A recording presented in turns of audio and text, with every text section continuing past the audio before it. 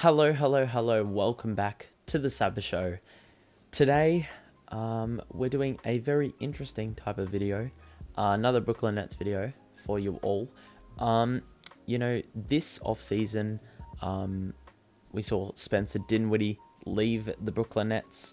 And that leaves only Joe Harris left from the infamous 2018-19 Nets. The very fun team that started 8-18. And those 26 games were infuriating. But then, they got a bit of a move on, won their next 8, and ended up making the playoffs at a 42-40 record, finishing 6th in the East. And then they got bundled out in the first round by the Sixers. But nonetheless, it was a very wonderful season to watch. The team was full of chemistry. Just a really entertaining team to watch. And I think what made it all the more entertaining was the fact that no one really knew about us the year before. We were the underdogs going into the year. I think a lot of teams predicted us to have the same result as the year prior. We finished 28-54. But we came out strong this year and, went nuts.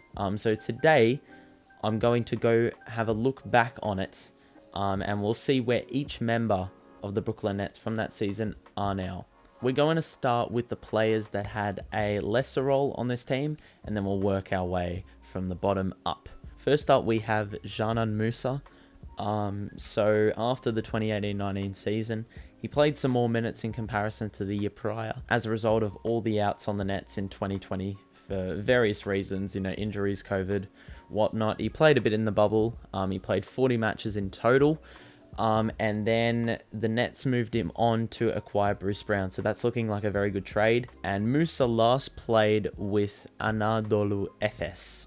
I don't know if I got the pronunciation right or not on that. But it is a Turkish club that plays in the Turkish Super League and the Euro League. After that, he was then released and he signed with a new Spanish league club called Rio Breogán in July 2021. So that is where he is for the moment. Then we have who was arguably the team mascot for the 2018-19 season, very much known for his bench celebrations. Theo Pinson barely stepped foot on the court while he was at the Nets, but he played 33 games in the 2019-20 season.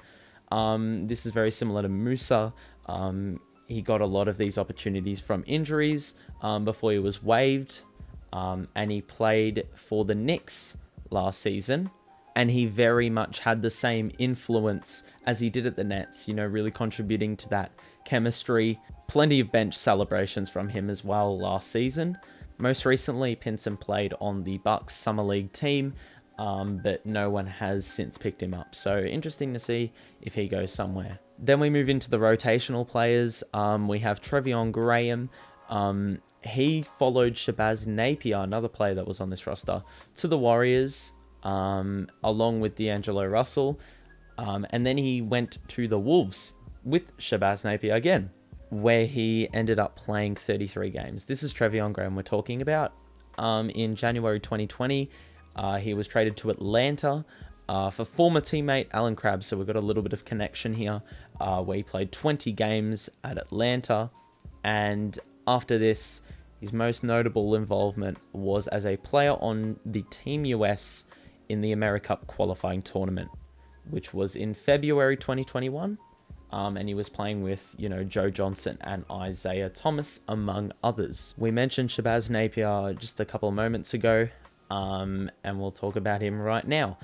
Napier was traded in the deal that ultimately allowed Durant to be on the Nets, which meant he ended up at the Warriors, and then he was immediately dealt with Graham, ending up at the Wolves.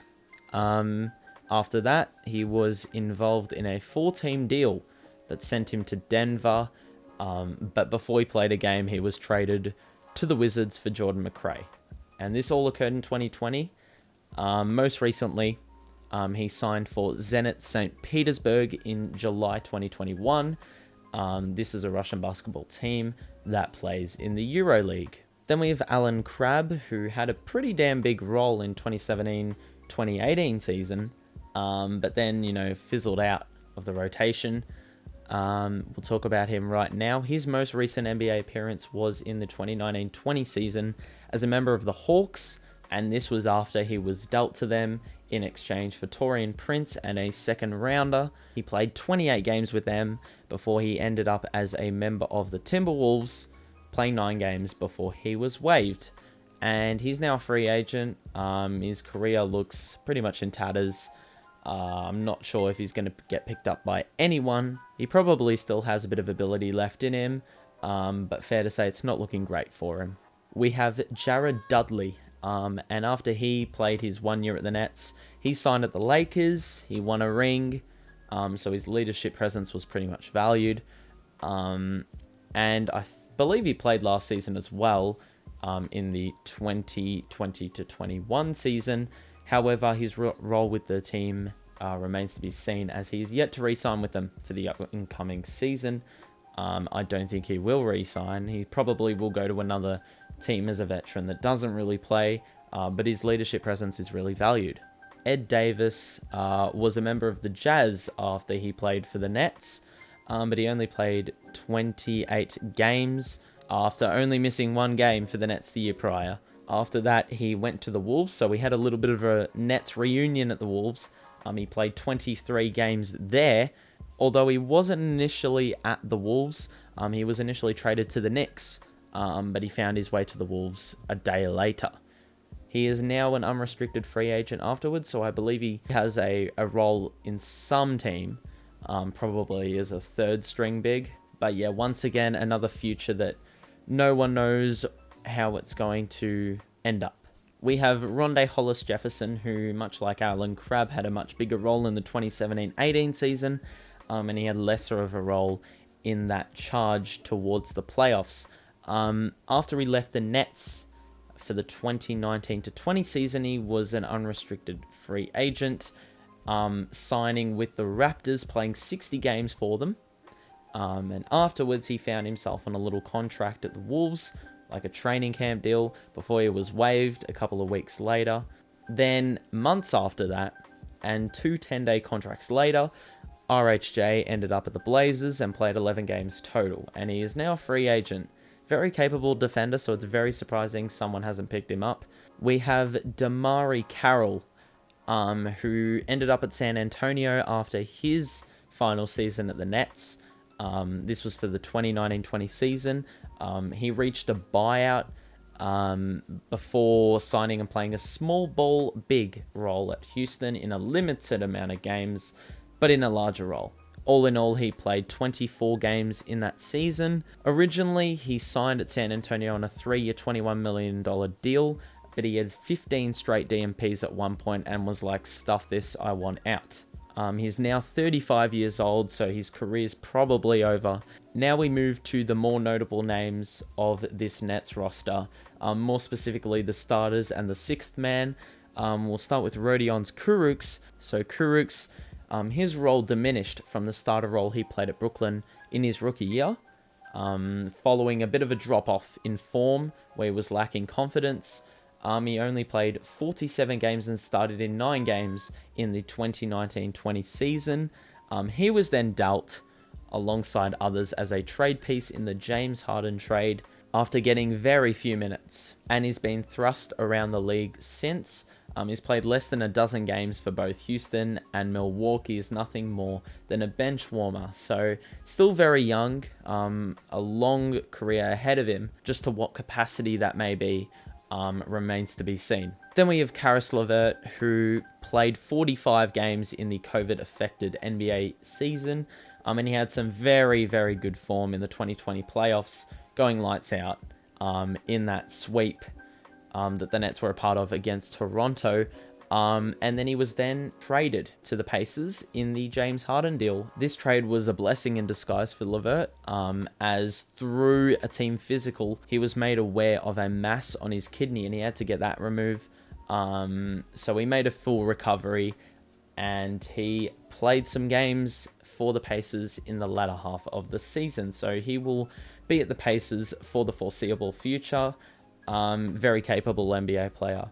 His improvement was massive while he was at the Nets, so hopefully he can keep that going. We have Jarrett Allen, who I was devastated for when he left this team. But he played 70 games in the 2019-20 season. Very good playoff run. And he played the first 12 games of the 2020-21 season before he was also dealt in the James Harden trade to Cleveland, where he played 51 games for the rest of the year. And he's re-signed in the offseason. A $100 million deal for 5 years, so he'll be a part of the Cavs' future that consists of Mobley, Sexton, and Garland. We have Spencer Dinwiddie, who was the most recent player to leave the Nets from this roster. He played 64 games in the 2019-20 season before his season was cut short to COVID. This season consisted of many game winners. I mean, even in the 2018-19 season, he was hitting clutch shots. But he played the first 3 games of the season just gone by before he suffered a partially torn ACL against the Hornets. And following that, his future was up in the air from the moment he went down. And he ended up leaving the team in free agency to secure the bag, basically. He went to the Wizards. So he'll be getting a lot more opportunities there where he can play as a starting point guard, which is something that he's never really had the privilege of being able to do. So good on him for securing the bag, but obviously very, very disappointed that he couldn't win a ring with us. And now we go to the last player from this roster, D'Angelo Russell. Absolutely brilliant season. That second half of the year in 2018-19 was absolutely nuts from him. I think he averaged like 26 points or something. He got an all-star appearance. It had been years since a Nets player got an all-star appearance. So this was well-deserved for D'Lo. He was dealt in the offseason via a sign and trade to the Warriors, which involved Trevione Graham and Shabazz Napier in exchange for KD. And this was also because they signed Kyrie, and obviously there was no space for D'Lo to, function. He played 33 games at Golden State. This was in their tanking year where they didn't have Steph or Clay, so it was a pretty dire season. They secured the number 2 pick that year. But then halfway through that season, he was traded for Andrew Wiggins to Minnesota, where he was reunited with his close mate, Karl Anthony Towns. And since then, he's had a pretty interrupted run at the Wolves. He's barely played alongside Cat. He only played 42 games in the 2020-21 season, so I think the main focus for him going into next year and the years to come is getting continuity in his game and being able to pretty much put together a full season. Minnesota haven't made the playoffs or made a decent run in the playoffs for a while, so he'll be looking to achieve that with a team that's relatively young. And I mean, it's only right that we touch on Joe Harris. He's the only member of this 2018-19 Nets roster following Dinwiddie's departure. He's been nothing short of a trade chip for many fans, following his performances in the conference semis against the Bucks. However, he signed a 4-year, $72 million deal in November 2020, and I think Sean Marks loves him. So I think he'll be hanging around for a long, long time. But hopefully he will be on the championship winning roster if we win a chip, to represent, our rise from the bottom up and that 2018-19 season, which was nothing short of remarkable given the players we had on that roster, and where we had come from in the couple of years prior.